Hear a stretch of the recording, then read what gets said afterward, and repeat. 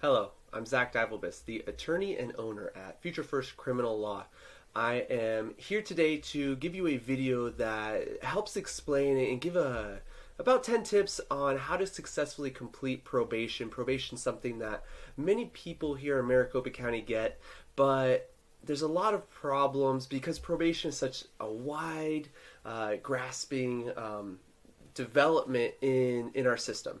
It basically started from nothing and it's grown into many different things, and probation is very complex. And this video is meant to try and give a handful of tips to help you succeed. Of course, it's not all encompassing. There are many different things that you can do to help yourself, to help your specific case. I don't go into many specifics about things such as interstate compact, so you have to refer to some of my other videos for that. But first off, let me start off by letting you know that with probation there are many benefits. There's also some tricks that you will likely fall victim to if you're not smart about it.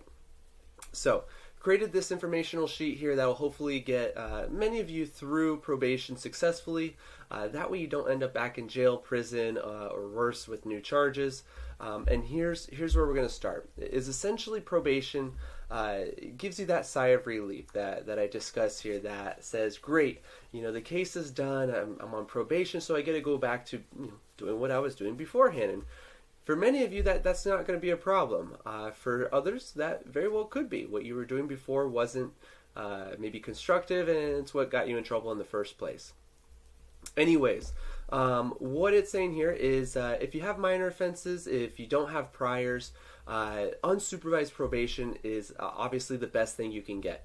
This is typically going to be for your misdemeanor offenses, and then to be quite candid, most of our courts these days don't even do unsupervised probation.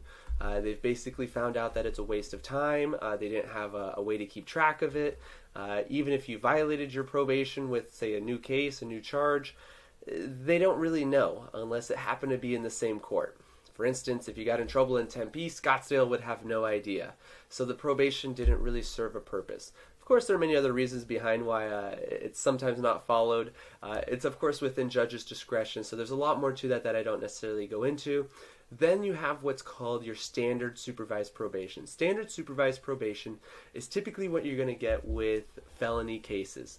You're going to get a probation officer. You're going to be required to essentially follow all the terms of your probation, which is a litany of them. And once again, I don't go into all of them on this video. But there is a third and the highest form of probation. It's called intensive supervised probation. In short, you can abbreviate for IPS. I know many people try and use that IPS acronym to say it stands for In Prison Soon. And very well that could be true for you, someone you know, and hopefully that isn't the case. Intensive probation isn't meant to be something that basically forces you back into prison, but it very well can be. It's very strict. It's very difficult. It's very important if you have an attorney that your attorney knows you, knows what you're capable of, and they don't set you up for failure.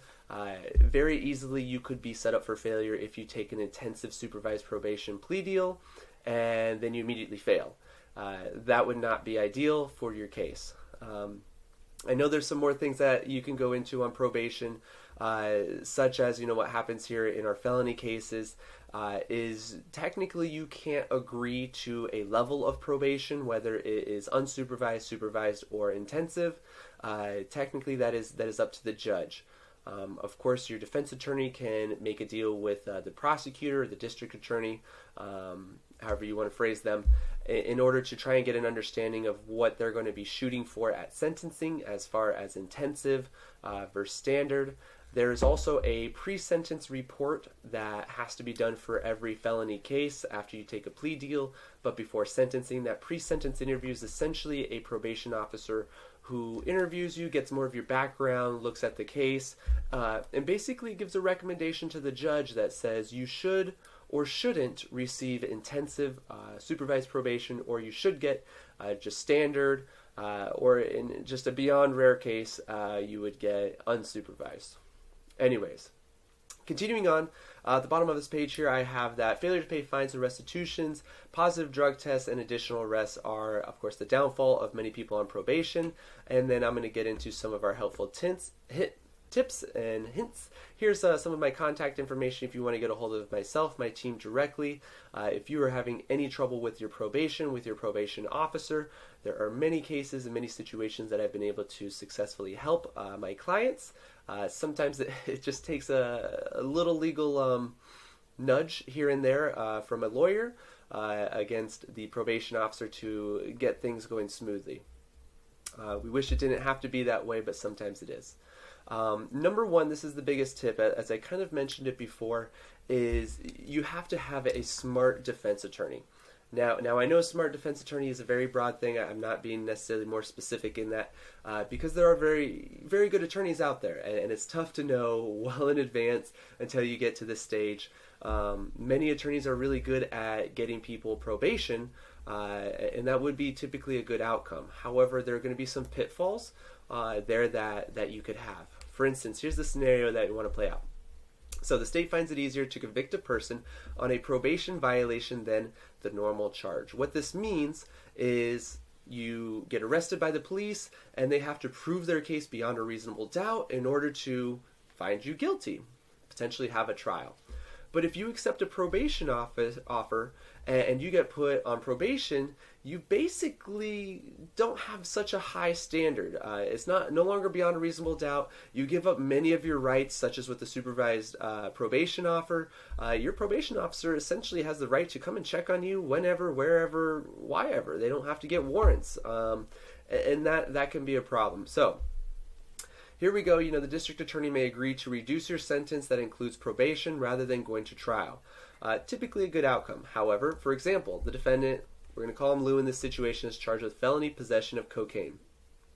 Many of the drug cases that we handle, this is a huge factor of something to consider. Anyways, Lou has a prior history, and he can receive the active time for prison.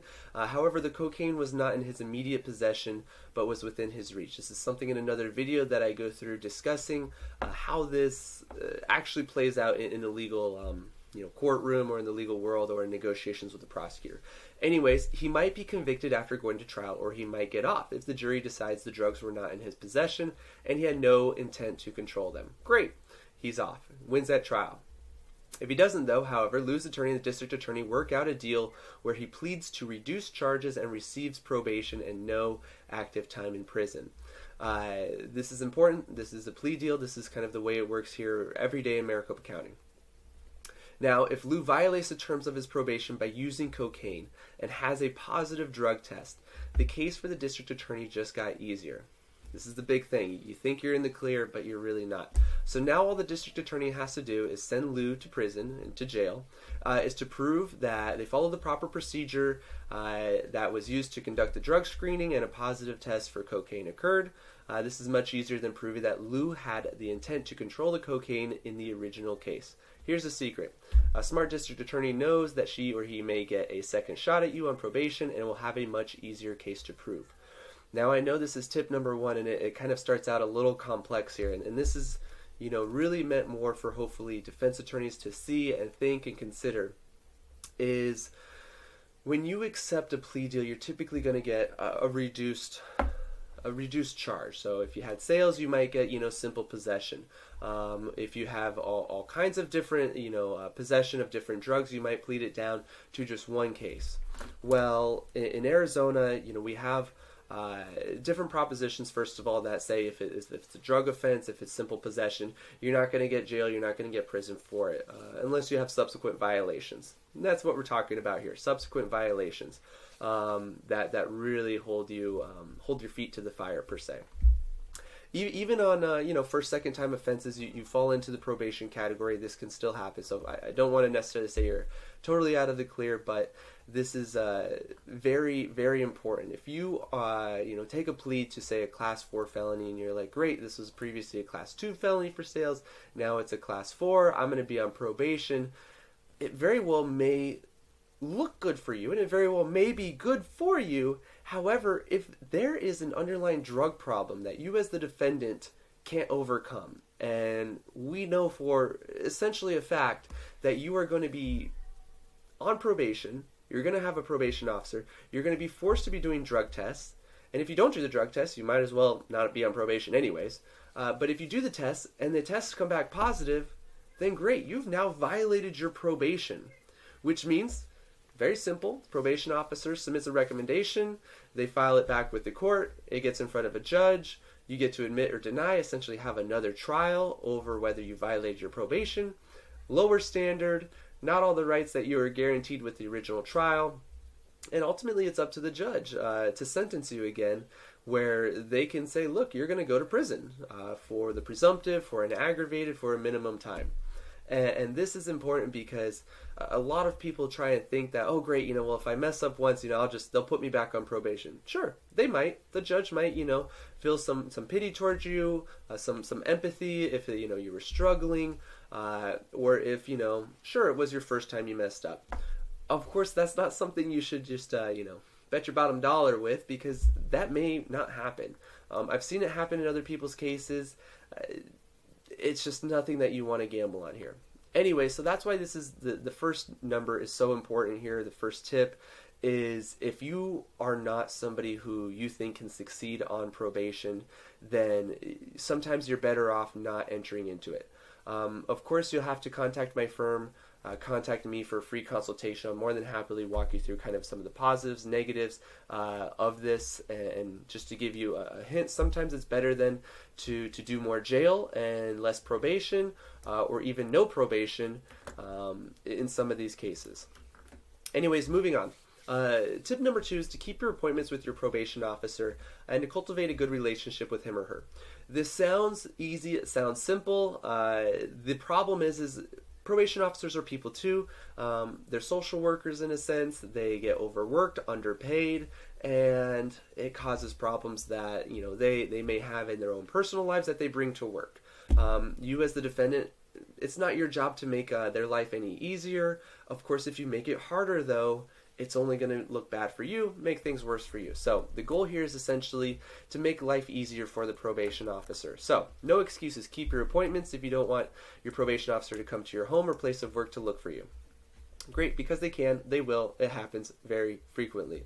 Most times they show up with a police officer too. Not what you want. So first, missing appointments is typically a violation of your probation, number 1. In addition, your probation officer comes looking for you. There's a better chance he or she may find additional violations, very common.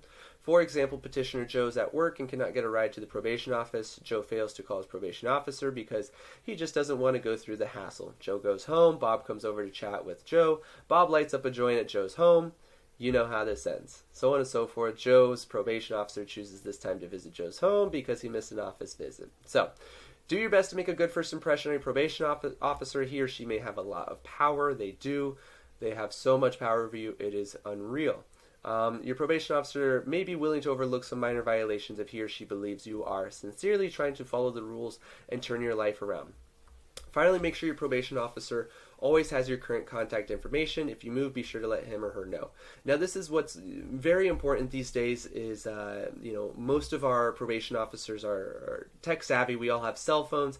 We can text, we can call, we can do voicemail. It doesn't have to be emails. It doesn't have to be, going in person every single, day of the week in today's day and age.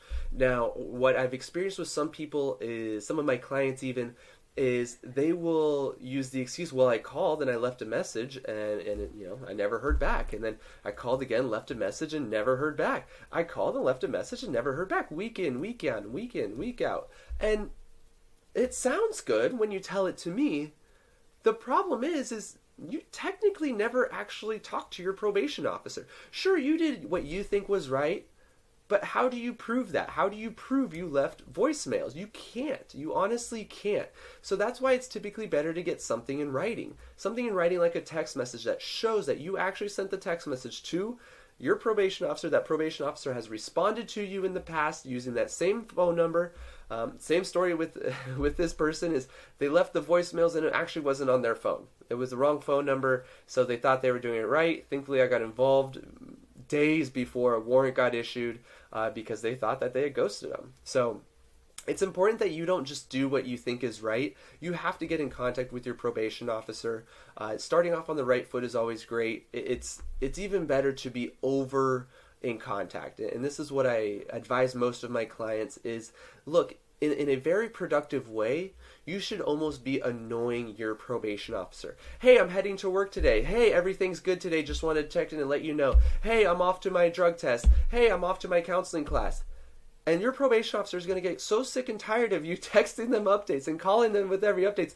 They're going to finally go, hey, thank you very much. By the way, you don't need to tell me this every single day. Just once a week, write it down. Give me a summary. Tell me what's going on. Let me know if there's problems. And that's the position you want to be in if you're on probation. It's the classic story of, especially with your probation fines. They always say, well, you have $1,000 to pay. We're going to put you on monthly payment plans of $100. They always tell you can pay more than $100, but you can never pay less. And that's kind of the same theory here. So you can always let your probation officer know more. Just you can't let them know less. You can't hide out from them. And if you do, they can very easily issue you a warrant. It's very simple. They submit it to the judge. It gets granted overnight. And then there's a police officer waiting at your house in the morning. Okay. Number 3, keep all your paperwork that has to do with your probation. I know this should hopefully be key, but this is where the problem lies is everybody thinks, great, I kept all my court paperwork, everything that happened at court, my plea agreements, my sentencing paperwork, and, I thought that was all the important stuff. Well, all of your probation paperwork is just as important. It has a lot of the information that you need, things that you have to comply with, things that you should be reading through. And if something's on your paperwork that doesn't look right, you need to get that fixed as soon as possible. This is the whole part of, ignorance isn't bliss. You need to actually know what's going on. So, either way, keep yourself an expandable file folder, toss every piece of paper in it, certificates, receipts of anything you have that has to do with your probation. If you want, have proof that you paid your fines, restitution, attended all your programs, classes, meetings with your probation officer that your probation requires. This is very important, especially today's day and age. Honestly, what I recommend is you grab your cell phone. Hopefully it's a cell phone that you use every day, that it's not a friend's, but you take a photo of it. Literally take good photos of every single thing you have, certificates of completion, your receipts, because believe it or not, you're more than likely going to be able to find a picture, whereas if you move, your car gets broken into, you lose your documents, it's really hard to get that proof back. And hopefully a digital copy stays somewhere that you can find it, and you won't lose it as easily. Something that's important too is taking photos and documenting things that your probation officer says that you're not doing. I know that can be sometimes sounds counterintuitive, but if somebody says that you're not, going to work, take a selfie at work of you clocking it. Don't take a photo without you in the photo, because that just looks like somebody at your job took the photo. You got to be in the photo, take it, save it. Because they're going to put a date stamp on your phone, and then you can come to court and say, look, I was at work this day. Here's a photograph. I know it sounds tedious. I know these tips have helped so many people before, which is why I want to share them with you. Anyways, next one. Keep good records of your job searches and expenses, especially if money is an issue. This is huge. As part of probation, you essentially are proving that you, or need to prove that you can be a productive member of society. You can reintegrate into society without essentially a probation officer helping you, forcing you, holding your hand through the whole way. Of course, part of a probation officer's, role, this is part of the social work side of it, is they're supposed to be supportive of you. They're supposed to be able to help you out, give you resources. I will tell you what, they are not there to do it for you. I know a lot of people, try and blame their probation officer for things not going right. It's a weak excuse. Judges don't buy into it. Your probation officer doesn't have to do everything for you. They don't have to hold your hand. You're really meant to be an adult and supposed to do these things on your own, and you got to do it. Anyways, money is an issue for most probationers. The typical because the court typically imposes fines, fees, restitution on people who receive probation. It's when you have to pay it off as well. You need to get a job with a criminal record. That may be easier said than done. Without a job, you cannot pay the money ordered by the court. Even if you find a job, you may not have enough money to pay court-ordered fines, fees, and living expenses. The inability to pay court-ordered costs, fees, and restitution can be a defense to a probation violation. Typically, a court must find that a probation violation was unwillful before probation is revoked. Therefore, the court may continue your probation if you can prove you made good faith efforts to pay. Look for a job. Keep a detailed record of when, where you searched. For example, on this day, I went to A, B, and C. So on and so forth. This is who I met with. This is the outcome of it. Your probation officer may provide you with some forms. They typically do that indicate where you look for a job. Don't overlook this. Don't try and cheat it. Honesty is going to get you probably further than faking it till you make it in this kind of a situation. If your probation officer does cite you for failure to pay a fine, this form could be a critical piece of evidence at your probation hearing. Sure, you went to the place to go for hiring, but judges like to see something tangible. This is just, it's so true, and that's why I can't stress this enough.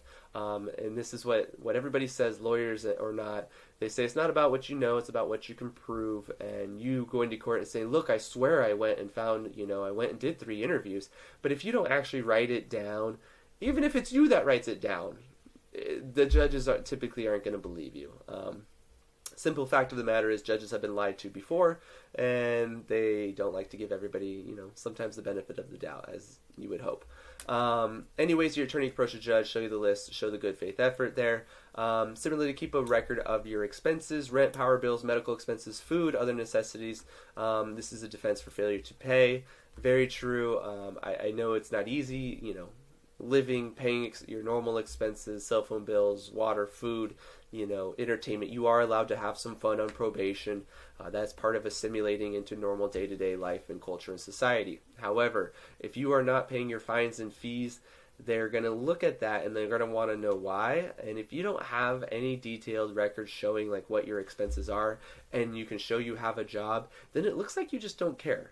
And that's not, of course, the truth of the matter. It just is something that is going to hurt you, and it shouldn't. So, especially if it's restitution. Restitution is something you have to pay somebody else, typically involved in a theft case. So that's a big deal.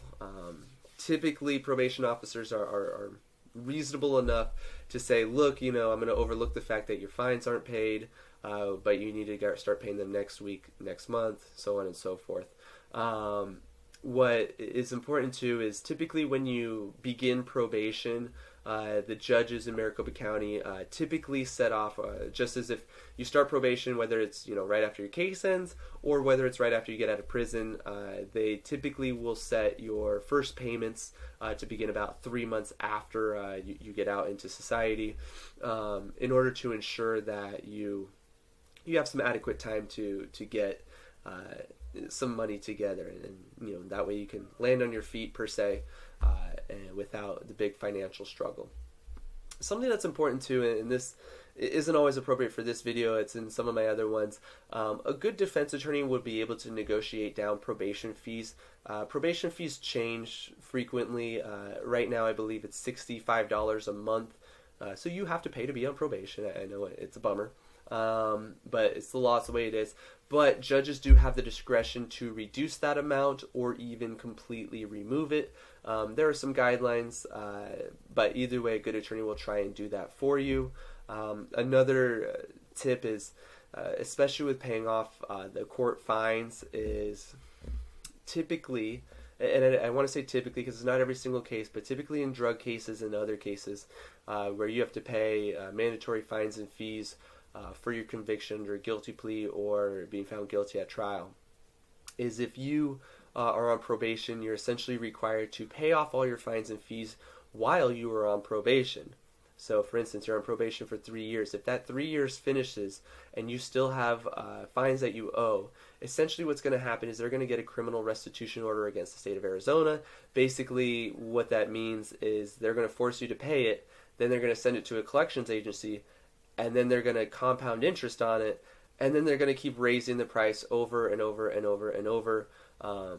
It's ugly. It's not what you want or should see or do. So it's a big strategy tip to pay it off as soon as you can. While I'm giving these other tips, I know that this always comes up in tandem with it, is here in Maricopa County, typically, there's no law, but typically if you're doing well on probation, you can get off probation with the judge's approval at whatever the halfway mark is. So for instance, you get probation for 2 years. Once you hit the 1 year mark, as long as your probation officer approves it and a judge approves it, you can finish your probation. However, keep in mind, if you finish your probation before your fines and fees are paid, it will put you in the same boat where you're going to be paying more due to basically the collections agency. So it's part of being smart about it. Hopefully it doesn't happen to you in that scenario. I would much rather you be off of probation and pay the fines and fees a different way because of the potential to get put back in prison with having probation last any longer than it needs to. Anyways, continuing on. Consider participating in an alcohol drug program even if not required to by the terms of your probation. This is huge, huge. And I know nobody wants to do it, nobody likes it, but it is one of the biggest things that if there is any potential problem for you that this in any way will make your case look better, will make you look better, even if there is no future case, this is just something that you have to do. Online courses, in-person courses, whatever it is. Anyways, drugs and alcohol abuse is often a sensitive area for people on probation. Many who are caught up in the criminal justice system have substance abuse issues and have not admitted to the problem. Frequently, drug screens are a requirement of probation. A court may require you to participate in drug or alcohol rehab program, although it requires you to prove that you are alcohol drug free with periodic screenings. Okay, what this basically means is it's kind of like what used to be called TASK in Arizona. We have all kinds of different programs that are coming up and switching right now. But essentially what this is saying is on probation, a probation officer has a right to basically drug test you at any time. That's a screening. If you miss that drug test or your test comes out too watered down, then that's going to be taken as a positive. It sucks, I know. By saying, look, I missed it because I was at work and I couldn't show up, they're going to say, oh, great, well, it's a positive. A no test is a positive, just like a positive is a positive. You basically have to be there. You have to test. The test has to come out negative in order for you to be in good shape. Continuing on, regardless of whether the court requires participation in a drug alcohol support program, such as AA, NA, or some serious consideration to such a program for 2 reasons. If you're cited for a probation violation, your good faith participation in a drug alcohol program may improve your standing with the court, with the judge, absolutely. And more importantly, if you do have a drug or alcohol problem, the program may help you overcome it and change your life dramatically for the better. And this is just something that, once again, I can't stress enough. I know it's, typically something a lot of people don't want to do. It's hard to voluntarily check yourself into any kind of rehab, any kind of outpatient treatment. It's just crucially important for you to do it, to get into it if you think in any way that this will be any kind of problem. Quick story about myself is I voluntarily went into not a program, but I went into voluntarily testing where I would get random calls and say I would have to go test. I did this as part of proving because of my DUI I had in my past to show that I wasn't an alcoholic after going to law school while getting my bar license. And it was what I would point to as single-handedly the most important thing that allowed me to get my license without any kind of restrictions, any problems, because I went and voluntarily submitted myself to say, look, I'm willing to let you test me on any random day you want for 3 months, or however long it was going to be. It ended up being 3 months for me. And I had all the proof. And sure, I had to pay out of pocket. Hopefully you have insurance that helps you, cover some of the costs. I know it's not the most expensive thing in the world, but it adds up. I know when you voluntarily do things like that as well, you can get certain extra benefits such as retesting samples if you think for whatever reason it came out positive, and so on and so forth that you should do. But continuing on, we have tip number 6, follow no contact orders. This is something that I always like talking about. I know it's always a sore subject, and it's kind of, your attorney we're here to advise you and give you the best advice possible. And I know we don't live in your life. We don't, walk in your shoes. We don't know what's going on, behind closed doors. But this is something that's important. No contact orders, frequent probation restrictions that occur, and the violation occurs, and it's a big problem. Anyways, if the crime has anything to do with domestic violence, domestic assault, with spouses, significant others, co-workers, colleagues, neighbors, this is where this arises. If the order says to stay away from your spouse, your child, your fiance, anybody says to stay away from you have to stay away from them. You may feel remorse. You may want to make amends, repair the relationship. To make matters more complicated, your partner may be open to your advances and may agree to meet with you, resume your relationship. All too often, the result of a violation is the problems that created the original charge reemerge and a second conflict occurs. Or perhaps no conflict occurs, but your partner just wants you gone. The police are called and face two new charges: probation violation and new assault charges. The lesson's clear. Until the no contact order is lifted or expires, you have to obey it. Once again, I can't stress this enough. This is important on every level. Because it is almost in any way granted in every single case. You're not allowed to make, initiating contact with, the police officer who arrested you. You're not allowed in any trespass to go back to certain properties at all. And if you do, it is just the easiest way to get thrown back in jail and get new charges. What's important here is the part that I mentioned here in the middle that says the partner, the other person will typically reach out to you first, whether it's a phone call, text message, email, and they're going to say, hey, I'm sorry, this was all a mistake, I messed up, you're really a good person, and I wish this was all gone and over with. And that's great and all. Just know that they don't get in trouble. You're the one who gets in trouble. You're the one who's going to face consequences. If somebody approaches you like this, you give them immediately your probation officer's phone number and you say, let my probation officer know. That is the only thing you should be doing. That you don't follow up with them. You don't say, did you let the probation officer know yet? You don't do that in any way, shape, or form. You just say, I can't talk to you. Here's my probation officer's number. Let them know. That's basically the only way to deal with it, other than hiring a lawyer, which, to be honest, we're probably too expensive to make something like that happen. Your probation officer essentially has the discretion in almost every case to amend your probation requirements so that you don't get violated, to say you're allowed to have contacts with someone. Of course, this is part of what's in another video, but some of those things are, for instance, especially if it's with a spouse, a significant other, and there are children involved, they will make exceptions. The court will make exceptions. Judges will make exceptions. Probation officers will make an exception to allow you to have contact, especially these days where technology is at our fingertips. This means that you can still interact with your kids, with your other partner, in order to be a part of someone's life.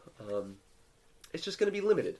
Whether it's, weekly phone calls, video meetings, it's something nobody wants per se, but it's better than nothing, and it's definitely better than, doing the right thing and then ending up in trouble. And that's typically so many of my clients that I represent. They go back to, their houses that they're not allowed to be at, and they say, look, I was married to this person for so many years and I can't just forget about that, and I know this order says I can't be there for a whole year, but it just breaks my heart more than, and I'd rather get in trouble than, be a whole year apart. And that's something that if you know that ahead of time, I'm not here to stop you, but I'll tell you what, the police will come and arrest you, and I'll be there to help you get out of it and help you, explain what's going on to a judge, to a prosecutor. But hopefully you can avoid that situation. There are better ways to do it.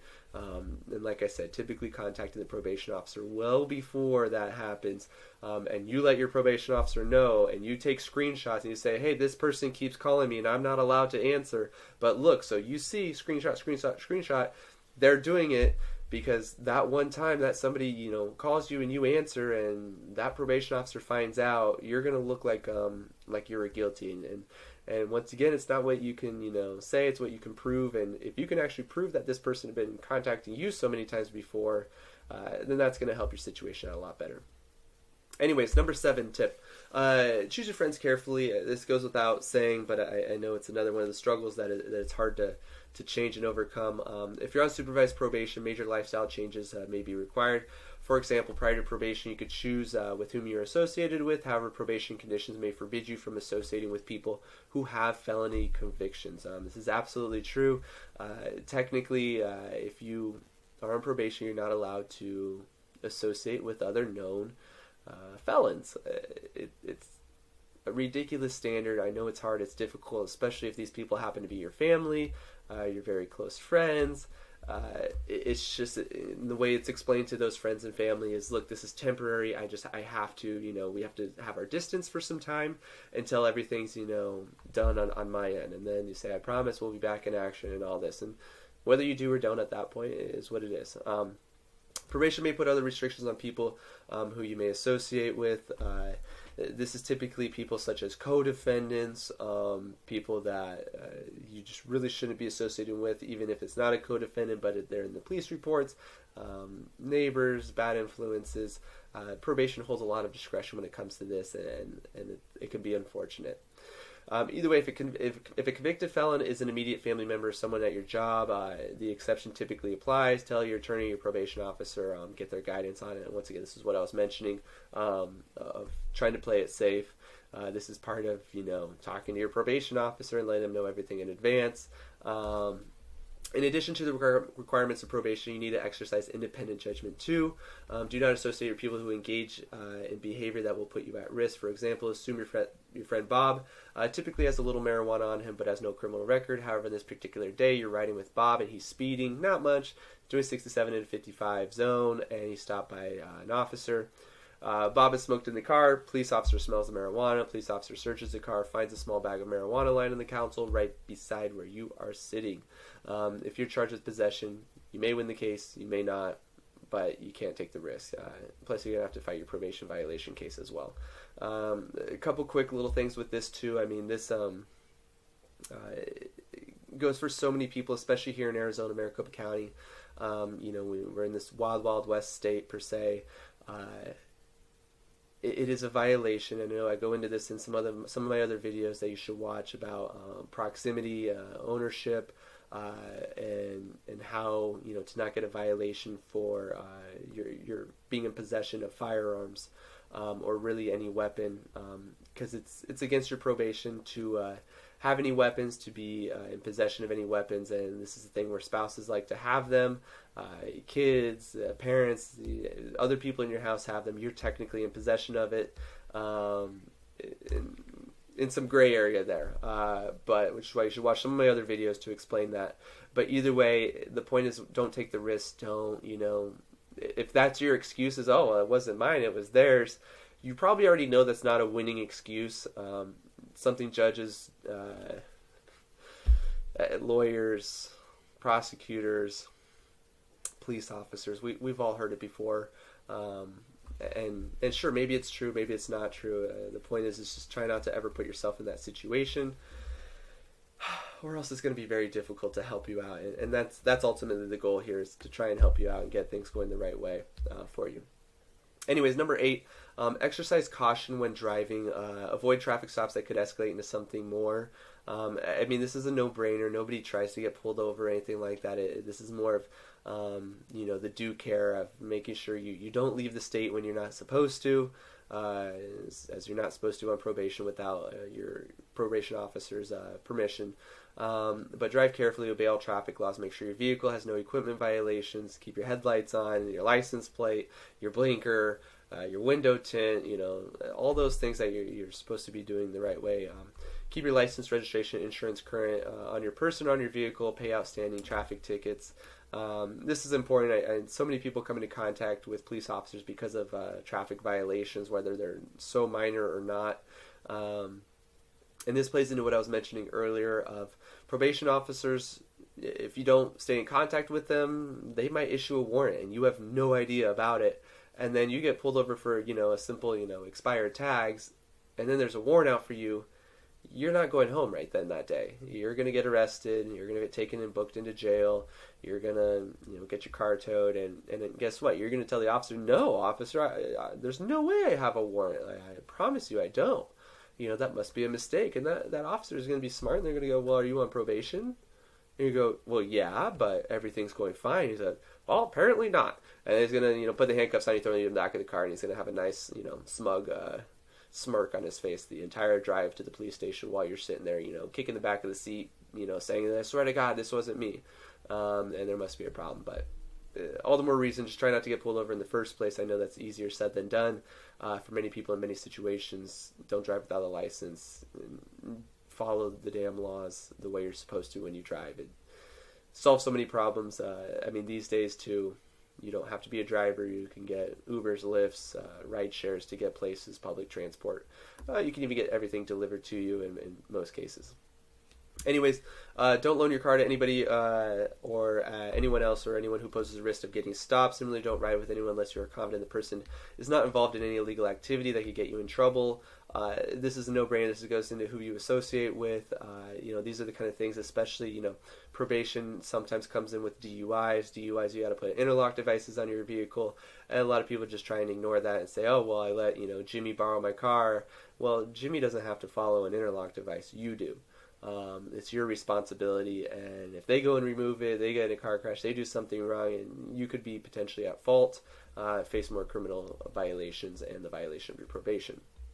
Anyways, number 9 is know and follow any gun possession restrictions. I know I briefly touched on this earlier, and I'm glad I made a whole point in here because you may not be allowed to possess a gun due to prohibited possession or felony conviction restrictions. This restriction may extend beyond actual ownership of a gun. It may have the guns in your hands, and it does. I know I go into a whole other video about this. Probation can include a gun that is in your home, or that you have access to. So, the prohibition extends that far. And this is the part that is very stressful for many people, is to try and tell somebody this, especially who owns a gun, who, you're probably staying at their house, try and get that person to lock that gun away somewhere else, somewhere where you don't have access to it. In a gun safe is ideally preferred.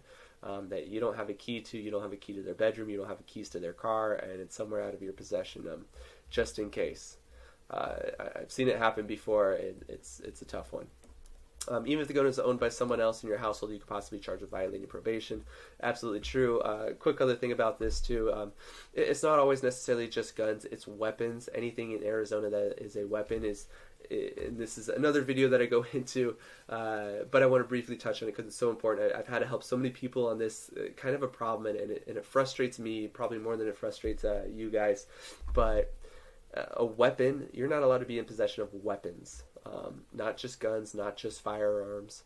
A weapon is basically anything that was designed for deadly use. And I don't want to go too deep into this, but this goes for certain kinds of knives, certain kinds of, other things that you wouldn't typically call a weapon. You want to say your bow and arrows, the things that serve, your steak knives, the things that serve other purposes. I've seen it happen frequently. The police will charge you with it and say you're a prohibited possessor. You can't be, in possession of a samurai sword because it was designed for deadly use. I know it's a struggle. I know that's something you're probably never thinking of.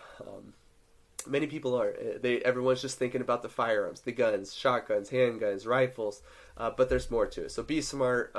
Really stay away from anything that may potentially get you in trouble. Contact me for a free consultation. I'll be more than happy to tell you where you can play it safe, where you can't, where you're towing the line. This is part of what I say here. Raise this issue immediately with me, your attorney, your probation officer. Wait until the probation officer finds don't wait until they find it in your home during a home inspection, because then there'll be problems. All of our rules, laws vary. They change. Even here in Maricopa County, things change frequently. It's a very case-by-case situation. It's not in every situation this is what you can do and this is what you can't do. There's a lot of gray area in this. Not much case law, not much guidance on this. Anyways, finally, this is the last one. This doesn't affect too many people, even though it actually does. If you're required to register as a sex offender, be sure to register. People convicted of sexual offenses typically have to register their address. There's a database. Yes, registering is embarrassing. Makes it difficult to rent houses, apartments, makes it hard to find a job. You may not really think you pose a risk to the community. However, all the above excuses are irrelevant. One of the last things the judge or district attorney and the prosecutor wants to hear is an excuse of letting a sexual offender off the hook, who then harms another person. So this honestly goes for anybody, not just being a sex offender, but just being a convicted felon. No judge, no prosecutor ever wants to go home at the end of the day and go, man, I saw myself on the news today because that was somebody that, I sentenced, and I should have just put them in jail. Instead, I gave them a chance on probation, and guess what? They didn't follow the rules I gave them on probation. They didn't go and register. They didn't stay away from that person they were supposed to stay away from, and they kept weapons, and then there's a problem, and then they're in trouble, and then somebody else is hurt. And it's terrible for that judge, because now they're going to probably unfairly go and put harsher restrictions on every single person the day after that. And so that's where this is so important for you, for hopefully everyone else, for a family member, a loved one.